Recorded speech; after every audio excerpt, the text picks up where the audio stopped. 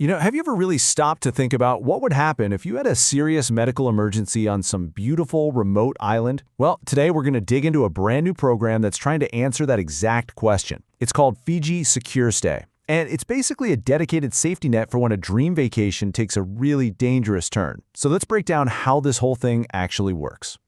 Right, so just picture this. You're out there on a remote Fijian island, miles and miles from the nearest hospital. It is absolute paradise. But then, the unthinkable happens. A serious fall, a sudden illness, maybe a diving accident. What's the plan? I mean, who do you even call? How would they find you?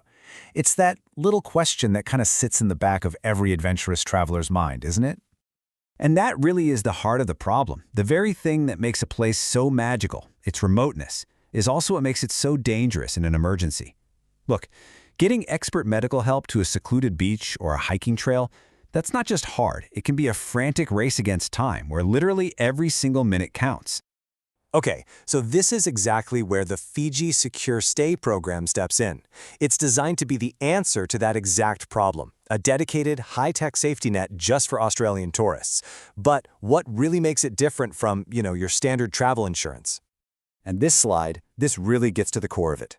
Think about it. Your travel insurance is all about money. It's the financial cushion for after you fall. It pays your hospital bills later. Fiji Secure Stay, on the other hand, is physical. It's the net that actually catches you.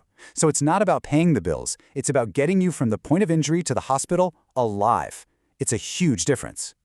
And here's the really key detail. This is a mandatory program for Australians flying on Fiji Airways and staying at certain resorts. The promise here is incredibly specific: immediate medical retrieval.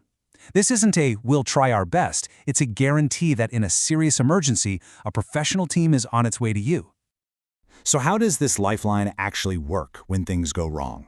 Well, the whole process is designed to be incredibly simple for the person in distress, while this highly coordinated, massive operation just kicks into gear right behind the scenes. So the very first link in this whole rescue chain is an app on your phone. It's called the EMF SOS app. Just imagine, you don't have to try and describe your remote location, you're not struggling with a language barrier. It's literally a one-tap solution that instantly connects you to the Rescue Operations Center. This is exactly why the app is such a game changer.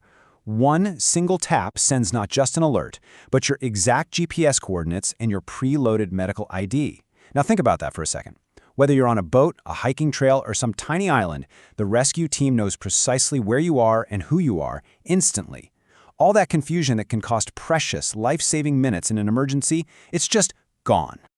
And once that alert is received, the Rescue Center deploys assets from this seriously impressive tri-modal fleet. I mean, we're talking long-range aircraft for big transfers, helicopters for pulling people out of tricky spots, purpose-built rescue boats, and a whole fleet of advanced ICU ambulances. This is not a hope-for-the-best situation. This is a dedicated professional rescue service on standby 24/7.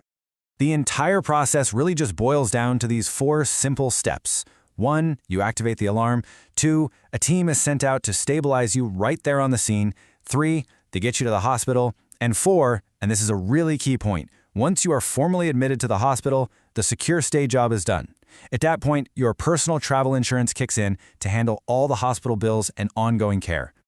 Okay, so who actually gets this protection and what exactly does it cover? Because, like any program, there are specifics. So let's dive into the fine print.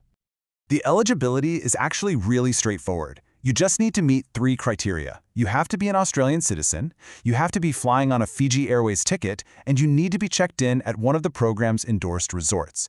It's basically a package deal that links your flight and your hotel to your safety. And the coverage area, honestly, it's genuinely impressive. We're not just talking about the main island or the popular tourist spots. The program covers 100% of Fiji, from the most remote islands in the Lau group to the highlands of Viti Levu. Whether you're on land, at sea, or you need an airlift, this safety net is there. Okay, this is a really important one. It's vital to manage expectations here. This program is strictly for serious emergencies.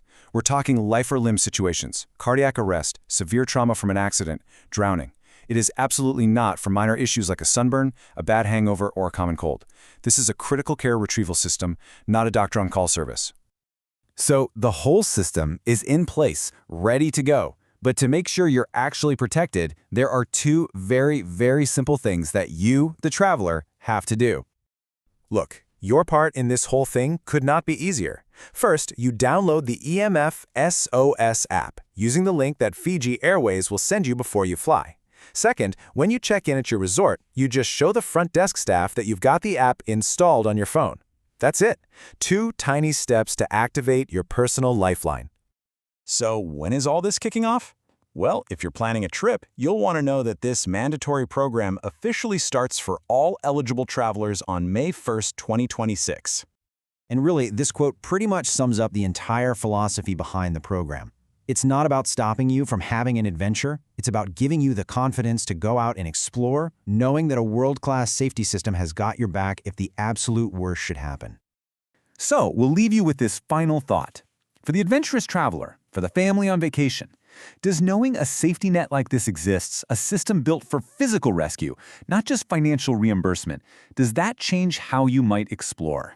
Does it make that remote island or that jungle trek feel just a little bit more within reach? It's a pretty fascinating question about the future of travel safety.